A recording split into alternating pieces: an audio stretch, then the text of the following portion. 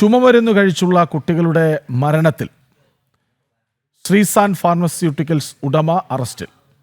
ചെന്നൈയിൽ നിന്നാണ് ഉടമ രംഗനാഥൻ അറസ്റ്റിലായത്. ചുമയ്ക്കുള്ള മരുന്ന് കഴിച്ച് മധ്യപ്രദേശിൽ മാത്രം 21 കുട്ടികൾ മരിച്ചിരുന്നു. വിവരങ്ങൾ ശ്രീകാന്ത് നൽകും. ശ്രീകാന്ത്, നമ്മുടെ കുട്ടികൾ എത്രയോ ചുമമരുന്ന് കഴിച്ചിരിക്കുന്നു. പക്ഷേ ഇപ്പോൾ വരുന്ന വാർത്തകൾ പേടിപ്പിക്കുന്നതാണ്. ഒടുവിൽ ശ്രീസാൻ ഫാർമസ്യൂട്ടിക്കൽസിന്റെ ഉടമ പിടിയിലായിരിക്കുന്നു.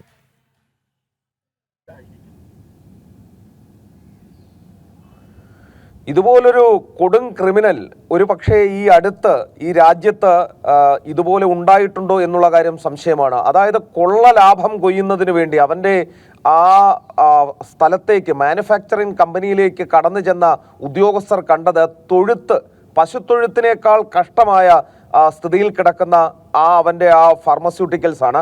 കാരണം അത്രയേറെ ശോകം എന്ന് മാത്രമേ അതിനെ പറയാൻ കഴിയൂ. അവിടെ വെച്ചാണ് ഈ മരുന്നുണ്ടാക്കുന്നത്, ഈ കഫ് സിറപ്പ് ഉണ്ടാക്കുന്നത് എന്നുള്ളതാണ്. ഇതിൽ രംഗനാഥനെ മാത്രമായി കുറ്റം പറയാൻ കഴിയുമോ എന്നറിയില്ല. തൽക്കാലം ഇപ്പോൾ എന്തായാലും രംഗനാഥൻ അറസ്റ്റിലായിട്ടുണ്ട്. ശ്രീസാൻ ഫാർമസ്യൂട്ടിക്കൽസ് എന്ന കമ്പനിയുടെ ഉടമയാണ്. ചെന്നൈയിൽ നിന്നാണ് ഇയാളെ അറസ്റ്റ് ചെയ്തത്. അതായത് ഇന്ന് കൂടി നമ്മൾ ഈ വാർത്ത റിപ്പോർട്ട് ചെയ്യുമ്പോൾ മധ്യപ്രദേശിൽ മരിച്ചത് 21 കുട്ടികളാണ് എന്നുള്ള കാര്യം കൂടി ഈ ഘട്ടത്തിൽ ഓർക്കേണ്ടതുണ്ട്. തൊഴുത്തിനേക്കാൾ കഷ്ടമായ ഒരു കമ്പനിയിൽ വെച്ച്, ഒരു സ്ഥലത്ത് വെച്ച് കഫ് സിറപ്പ് ഉണ്ടാക്കുന്നു. അതിന് അംഗീകാരം കൊടുക്കാൻ ഒരു വിഭാഗം, അത് വിതരണം ചെയ്യാൻ വേറൊരു വിഭാഗം, അത് ശരിയെന്ന് ബോധ്യപ്പെട്ട് കുറിപ്പ് എഴുതി കൊടുക്കാൻ ഡോക്ടർമാർ എന്ന പേരിലിരിക്കുന്ന അറവുകാർ എന്ന് തന്നെ അവരെ പറയണം. അങ്ങനെ അറവുകാർ ഒരു വിഭാഗം. അങ്ങനെ ഇവരെല്ലാം കൂടി കൊന്നു തള്ളിയത് 21 കുഞ്ഞുങ്ങളെയാണ് എന്നുള്ള കാര്യം കൂടി ഓർക്കേണ്ടതുണ്ട്. മനുഷ്യജീവനുകളാണ്. അവരെ മനഃപൂർവ്വമായി അവർ ബോധപൂർവം കൊന്നു തള്ളി എന്ന് തന്നെ പറയണം. സ്വാഭാവികമായും അറസ്റ്റ് നടന്നു എന്നതുകൊണ്ട് ഇതെല്ലാം തന്നെ തെളിയുകയും ഇതിൻ്റെ പിന്നിലുള്ള ഗൂഢാലോചകരടക്കം പുറത്തു വരികയും ചെയ്യും എന്നുള്ള കാര്യത്തിലൊന്നും തന്നെ ഉറപ്പില്ല. കാരണം മുൻപും സമാനമായ സംഭവങ്ങൾ നടക്കുകയും അത് പിന്നീട് ഒതുക്കി തീർക്കുന്ന കാഴ്ചകളൊക്കെ തന്നെ കണ്ടിട്ടുണ്ട്. രംഗനാഥൻ്റെ അറസ്റ്റ് കൊണ്ട് ഈ വലിയ നെക്സസിലെ മുഴുവൻ പേരും പുറത്തു വരും എന്ന തൽക്കാലം പ്രത്യാശ പ്രകടിപ്പിക്കാം എന്ന് മാത്രമേ ഉള്ളൂ. 21 കുഞ്ഞുങ്ങളുടെ ജീവൻ മധ്യപ്രദേശിൽ മാത്രം പോയി.